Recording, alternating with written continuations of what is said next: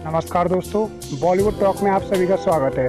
तो दोस्तों, जैसा कि आप सभी लोग जानते हैं कि तारक मेहता का उल्टा चश्मा में होली वाले एपिसोड खत्म होने के बाद अब पत्रकार पोपटलाल की शादी के लिए लड़की वाले देखने के लिए आने वाले हैं। लेकिन हर बार पत्रकार पोपटलाल की शादी टूटने के कारण दर्शकों को इस बार ये उम्मीद है कि इस बार तो पत्रकार पोपटलाल की शादी हो ही जाएगी, क्योंकि तारक मेहता का उल्टा चश्मा से रिलेटेड पत्रकार पोपटलाल की शादी इस सीरियल में एक बहुत बड़ी मिस्ट्री है।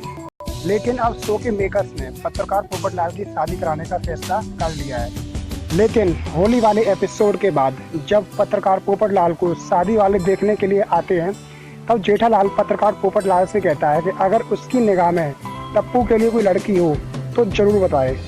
अब भाई, भले ही ये बात जेठालाल ने पोपटलाल से मजाक में कही हो, लेकिन ये बात सच है और इस बात को भी झुठलाया नहीं जा सकता है, क्योंकि इस समय टप्पू की उम्र करीब 20 साल हो चुकी है और सोनू की उम्र भी करीब 18-19 साल हो चुकी है और बाकी टप्पू सेना की उम्र अब शादी के लायक हो चुकी है। लेकिन वहीं दूसरी ओर पत्रकार पोपटलाल की शादी अभी तक नहीं हो पा रही है।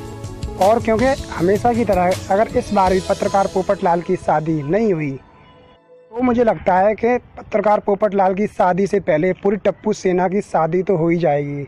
और वहीं दूसरी ओर ऑडियंस का मानना ये है कि अब तारक मेहता का उल्टा चश्मा में जो भी सस्पेंस है उन सबसे पर्दा हटाया जाना चाहिए, जो कि पिछले 8 साल से इस सीरियल में एक मिस्ट्री बनकर खड़े हुए हैं। जैसे कि पोपटलाल की शादी, टिंकू के माँ बाप, अय्यर भाई और मेहता साहब के बच्चे, दया की माँ, अब्दुल की शादी और भी कई बड़े सीक्रेट हैं जो कि इस शो में एक मिस्ट्री बनकर खड़े हुए हैं। तो दोस्तों, पत्रकार पोपटलाल की शादी के बारे में आपके क्या कमेंट्स हैं? क्या पत्रकार पोपटलाल की शादी टप्पू और सोनू से पहले हो जाएगी या फिर पूरी टप्पू सेना के बाद होगी? आप अपने कमेंट्स और रिव्यूज़ अपने कमेंट सेक्शन में लिख के जरूर बताइए।